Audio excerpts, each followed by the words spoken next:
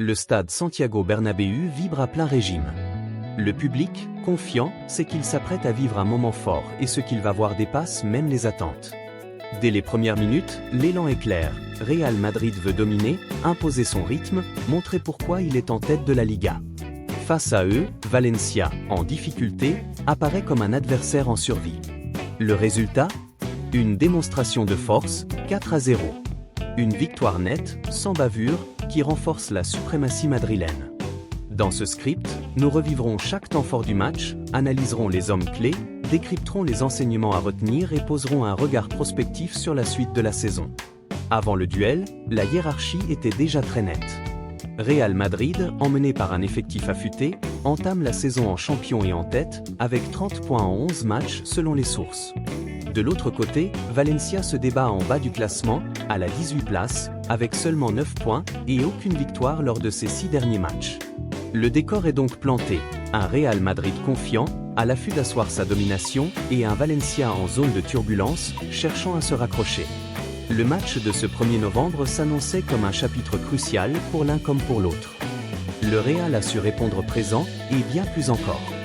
Dès l'entame, les Blancos affichent leur intention. Le ballon circule rapidement, les transitions sont fluides, et Valencia peine à s'organiser. À la 19 minutes, le tournant intervient, un centre, un duel, et la main de César Targa. Le VAR est alerté, le penalty est accordé. C'est alors que Kylian Mbappé s'avance. Froid, efficace. Il trompe le gardien Julen Agirzabala et ouvre le score. Le stade explose. Le Real met déjà la main sur la rencontre. On sent que l'équipe de Xavi Alonso ne veut pas se contenter d'un but d'avance. Pendant cette période, le Real ne se contente pas de marquer, il asphyxie l'adversaire. Possession, pressing, réactivité défensive, tout fonctionne. Les statistiques parlent, le Real mène 2-0 avant la mi-temps et le contrôle est total.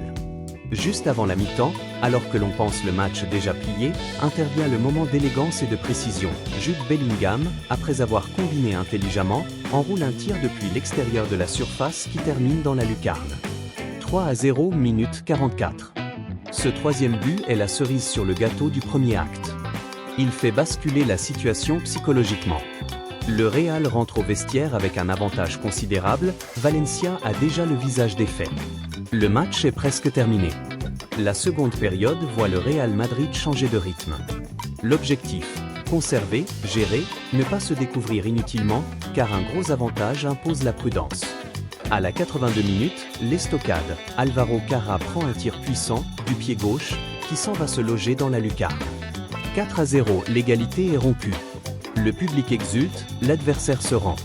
Ce quatrième but illustre pleinement la domination totale du Real pendant l'ensemble du match, sur le plan tactique, technique, psychologique. Valencia n'a jamais semblé en mesure de revenir. Au terme de ce duel entre géants, le Real Madrid s'impose avec panache, 4-0, face à un adversaire qui a tenté mais n'a pas existé. Mbappé brille, Bellingham confirme, Carra émerveille. Le collectif est solide, la technique affûtée, la stratégie claire. Le championnat s'éclaircit pour les Merengues, tandis que Valencia doit urgemment se ressaisir. Au terme de ce duel entre géants, le Real Madrid s'impose avec panache, 4-0, face à un adversaire qui a tenté mais n'a pas existé. Mbappé brille, Bellingham confirme, Carra émerveille. Le collectif est solide, la technique affûtée, la stratégie claire. Le championnat s'éclaircit pour les Merengues, tandis que Valencia doit urgemment se ressaisir. À la Madrid.